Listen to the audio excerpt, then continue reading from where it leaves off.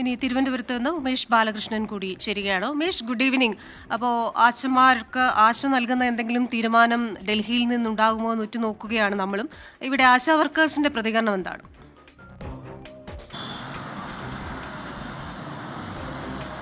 തീർച്ചയായും ആശാ വർക്കേഴ്സും പ്രതീക്ഷയിൽ തന്നെയാണ്. കാരണം ഇന്ന് 51 ദിവസത്തിലേക്ക് സമരം കടന്നു. അനിശ്ചിതകാല നിരാഹാര സമരം 13 ദിവസത്തിലേക്കും കടന്നു. ഇന്നലെ 50 ദിവസം പൂർത്തിയായതിൻ്റെ പ്രതീകമായി സ്വയം പീഡനം അനുഭവിച്ചുകൊണ്ട് മുറിച്ചുള്ള സമരം, ആ സമരത്തിന് പ്രതീകമായി മുടി ഇപ്പോൾ ആ സമരപ്പന്തലിന് മുന്നിൽ തന്നെയുണ്ട്. കനത്ത ചൂടിലും ആ സമരം ഈ ചൂടും പ്രതികൂല കാലാവസ്ഥയും എല്ലാം അതിജീവിച്ച് സമരക്കാർ ഇവിടെ തന്നെയുണ്ട്. എന്തായാലും പ്രതികരണങ്ങളിലേക്ക് കിടക്കാം. ചേച്ചി, ഇപ്പോൾ കേന്ദ്ര ആരോഗ്യമന്ത്രി കാണാൻ പോവുകയാണ്. പ്രതീക്ഷയോടെ തന്നെയാണോ കാണുന്നത്? തീർച്ചയായിട്ടും നമ്മൾ പ്രതീക്ഷിക്കണമല്ലോ, നമുക്ക് വേണ്ടിയിട്ട് പോകുന്നു എന്നാണല്ലോ പറയുന്നത്. പക്ഷേ ഞങ്ങളുടെയൊക്കെ ഒരു അഭിപ്രായം, ഞങ്ങൾ 51 ദിവസം ഇവിടെ ഇരിക്കുമ്പം ഇവിടെ കേരളത്തിലെ മുഖ്യമന്ത്രിയെയും ധനകാര്യമന്ത്രിയെയും കണ്ട് ചർച്ച ചെയ്ത് ഈ വിഷയത്തിലൊരു തീരുമാനമെടുത്തിട്ട് കേന്ദ്രത്തിൽ പോയി അവരുമായിട്ട് ചർച്ച ചെയ്യുന്നതായിരുന്നു നല്ലത്. കേരളത്തിൻ്റെ സ്വന്തം നിലയിൽ ഒന്നും ചെയ്യാനില്ല എന്നുള്ള നിലപാട് നേരത്തെ അവർ പ്രഖ്യാപിച്ച് കൊണ്ടാണ് കേന്ദ്രമന്ത്രിയെ കാണാൻ പോകുന്നത്. അതെന്ത് പ്രഖ്യാപനമാണ്? ഇവിടെ ഓണറേറിയം വർദ്ധിപ്പിച്ചുകൊണ്ടേയിരിക്കുന്നത് ഞങ്ങളാണെന്ന് പറയുന്ന സംസ്ഥാനമല്ലേ. അപ്പോൾ പിന്നെ ആശാ വർക്കർമാർക്ക് കുറച്ച് ഓണറേറിയം വർദ്ധിപ്പിച്ച് തരണമെന്ന് ആവശ്യപ്പെടുമ്പോൾ അതിനുശേഷം എന്തെല്ലാം ഇവിടെ പ്രഖ്യാപിച്ചു കഴിഞ്ഞു. ഇവിടെ പിന്നെ PSC അംഗങ്ങൾക്ക് വർദ്ധിപ്പിച്ചു കൊടുത്തില്ല. ഇപ്പോൾ എത്ര കോടിയാണ് സർക്കാരിൻ്റെ 4ാം വാർഷികത്തിൻ്റെ പരിപാടിക്ക് വേണ്ടിയിട്ട് വെച്ചിരിക്കുന്നത്? ഇത് അവരുടെ പാർട്ടിയുടെ പൈസയല്ലല്ലോ എടുത്തുകൊണ്ട് വരുന്നത്. 2ാം തവണയാണ് ആരോഗ്യമന്ത്രി. നേരത്തെ പോയപ്പോഴൊന്നും കേന്ദ്ര ആരോഗ്യമന്ത്രി കാണാൻ കഴിഞ്ഞില്ല. ഇപ്പോഴാണ് അപ്പോയിൻമെൻറ്റ് കിട്ടുന്നത്. എന്തായാലും അപ്പോയിൻമെൻറ്റ് കിട്ടി എന്നുള്ളത് പോസിറ്റീവായിട്ട് കാണുന്നു. തീർച്ചയായിട്ടും നമ്മൾ നടത്തിയ സമരത്തിലൂടെ കേന്ദ്രമന്ത്രി മുൻപേ തന്നെ പ്രഖ്യാപിച്ചില്ലേ, പാർലമെൻറ്റിൽ പറഞ്ഞില്ലേ, ഞങ്ങൾക്ക് ഇൻസെൻറ്റീവ് വർദ്ധിപ്പിച്ചു തരുമെന്ന് പറഞ്ഞില്ലേ. അപ്പോൾ അത് വളരെ സുഗമമാക്കി കൊടുത്തല്ലോ ഞങ്ങളുടെ സമരത്തിലൂടെ. അപ്പോൾ തീർച്ചയായിട്ടും അത് വർദ്ധിപ്പിച്ച് വരട്ടെ. ഉടനെ അവസാനിപ്പിക്കാനാകുമെന്ന് പ്രതീക്ഷ. അത് എപ്പോൾ നമ്മുടെ സർക്കാർ തീരുമാനം എടുക്കുന്നു അന്നേരം ഞങ്ങൾ അവസാനിപ്പിക്കും. ഞങ്ങൾ സ്ത്രീകളല്ലേ, 51 ദിവസമായില്ലേ വീട്ടിൽ നിന്ന് വന്നിട്ട് ഈ തെരുവിലിരുന്നിട്ട്. പ്രതീക്ഷ തന്നെയാണ് എല്ലാവർക്കും. കാരണം 51 ദിവസം എന്ന് പറയുന്നത് ചെറിയൊരു കാലയളവല്ല. കാരണം എല്ലാവരും കുടുംബം നോക്കേണ്ട സ്ത്രീകളാണ്. എല്ലാവരും കൂടുതൽ പേര് 45 വയസ്സും 50 വയസ്സും എല്ലാം ആയവരാണ്. അവർക്ക് കുടുംബമുണ്ട്. ഈ കുടുംബമെല്ലാം വിട്ടാണ് ഈ സമരപ്പന്തലിലേക്ക് അവർ എത്തിയിരിക്കുന്നതും. അമ്മേ, നമസ്കാരം. ഇന്ന് ഇപ്പോൾ കേന്ദ്ര ആരോഗ്യമന്ത്രി കണ്ട് ചർച്ച നടത്താൻ പോവുകയാണ്. പ്രതീക്ഷയുണ്ടോ? പ്രതീക്ഷയുണ്ട്. ആവശ്യങ്ങളൊക്കെ പരിഗണിക്കുമെന്ന് പ്രതീക്ഷിക്കുന്നുണ്ടല്ലേ? ആവശ്യം പരിഹരിക്കുമെന്ന് പ്രതീക്ഷയുണ്ട്. സമരം നിർത്തി വീട്ടിലേക്ക് പോകണം അല്ലേ? എന്തെങ്കിലും തീരുമാനമായാലേ പോവുള്ളൂ. വേഗം തീരുമാനമായാൽ വേഗം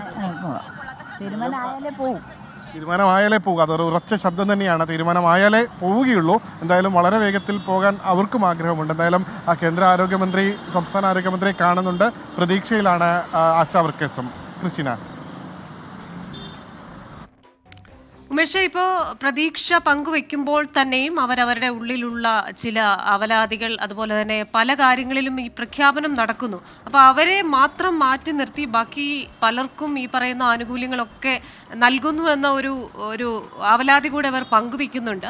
അപ്പോൾ ഇതൊക്കെ കൃത്യമായ രീതിയിൽ കേന്ദ്രമന്ത്രിയിലേക്ക് എത്തിക്കാനും അതേപോലെ തന്നെ അതിനൊരു തീരുമാനം ഉണ്ടാകാനുമുള്ള ശ്രമങ്ങൾ ഉണ്ടാകുമെന്ന പ്രതീക്ഷയോടൊപ്പം തന്നെ ഈ ഒരു പരിഭവം അവരുടെ മനസ്സിലുണ്ടല്ലോ.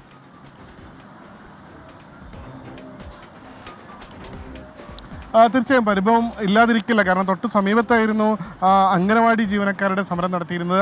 അവരുമായി ചർച്ച നടത്താൻ ധനമന്ത്രി തയ്യാറായി. ധനമന്ത്രി ചർച്ച നടത്തി അവരുടെ ആവശ്യങ്ങൾ പരിഗണിക്കാമെന്നുള്ള ഉറപ്പ് ധനമന്ത്രി നൽകി. അങ്ങനെ അവർ സമരം അവസാനിപ്പിച്ചു. അതായത് ഇവർ സമരം തുടങ്ങിയ ദിവസങ്ങൾക്ക് ശേഷമാണ് അംഗനവാടി വർക്കേഴ്സ് സമരം ആരംഭിച്ചത്. അവർ ഇവരുടെ മുന്നിൽ തന്നെ ആ സമരം അവസാനിപ്പിച്ച് പോകുന്നൊരു സാഹചര്യമുണ്ടായി. എന്നാൽ ഇപ്പോഴും ആശാ വർക്കേഴ്സിൻ്റെ കാര്യത്തിൽ മാത്രം ഒരു ചർച്ചയ്ക്ക്, നേരത്തെ പറഞ്ഞ പോലെ ആരോഗ്യമന്ത്രി വീണ ജോർജ് 2 തവണ ചർച്ച നടത്തിയെങ്കിൽ പോലും ഇവരുടെ ആവശ്യങ്ങൾ കേൾക്കാൻ തയ്യാറായില്ല എന്നുള്ള പരാതി ഇവർക്കുണ്ട്. ഒപ്പം ധനമന്ത്രിയോ മുഖ്യമന്ത്രിയോ എല്ലാം ചർച്ചയ്ക്ക് ചർച്ചയ്ക്ക് വിളിക്കുമെന്നുള്ള പ്രതീക്ഷ, അല്ലെങ്കിൽ അത്തരം ഒരു ആവശ്യം ഇവർക്കുണ്ട്. പക്ഷേ അതിന് കൃത്യമായ മറുപടിയോ അല്ലെങ്കിൽ കൃത്യമായ ഒരു മറുപടിയോ ലഭിക്കുന്നില്ല. ആ സ്വാഭാവികമായുള്ള പ്രശ്നങ്ങളും പരാതികളും ഉണ്ടാവും. നമസ്കാരം. ഇന്നിപ്പോൾ കേന്ദ്ര ആരോഗ്യമന്ത്രിയായി കാണുകയാണ്. പ്രതീക്ഷയുണ്ടോ സമരം? പ്രതീക്ഷയുണ്ട്.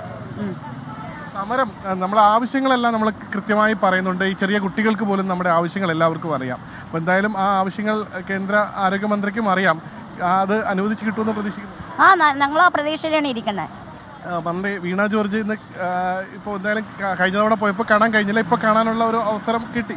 അന്ന് പിന്നെ ചോദിക്കാതൊക്കെ അല്ലേ പോയത്. ഇതിപ്പോൾ ചോദിച്ച അനുവാദം വാങ്ങിച്ചിട്ടാണ് പോയത്. അപ്പം നമുക്ക് വേണ്ടി തന്നെ സംസാരിക്കാനാണ് പോയതെന്നാണ് ഞങ്ങളുടെ ധാരണ. അങ്ങനെ ആയിരിക്കട്ടെ, ഞങ്ങൾക്ക് എത്രയും പെട്ടെന്ന് ഇത് തീർത്തിട്ട് ഇവിടെ നിന്ന് പോകണം, അങ്ങനെ ഒരു പ്രതീക്ഷ. എത്രയും പെട്ടെന്ന് ഞങ്ങൾ ഇവിടെ നിന്ന് എല്ലാം നമ്മൾ പറഞ്ഞ കാര്യങ്ങളൊക്കെ തന്നെ ഞങ്ങൾ ഇവിടെ നിന്ന് വിടണമെങ്കിൽ ഞങ്ങൾക്ക് വളരെ സന്തോഷം. കാര്യങ്ങൾ അംഗീകരിക്കാതെ പോവുകയുമില്ല. വിടില്ല. ഞങ്ങൾ ഇത്രയും കഷ്ടപ്പെട്ടിട്ട് ഇനി അങ്ങനെ പോകുന്നത് ശരിയാണോ? ക്രിസ്റ്റീന, വളരെ പ്രതീക്ഷ തന്നെയാണ്. നമ്മളെപ്പോഴും ഓരോ ചർച്ചകളും വളരെ പ്രതീക്ഷയോട് തന്നെയാണ്, ഒരു മുൻവിധികളും ഇല്ലാതെ തന്നെയാണ് ഈ ആശാ വർക്കേഴ്സ് ഈ ചർച്ചകളെ കാണുന്നത്.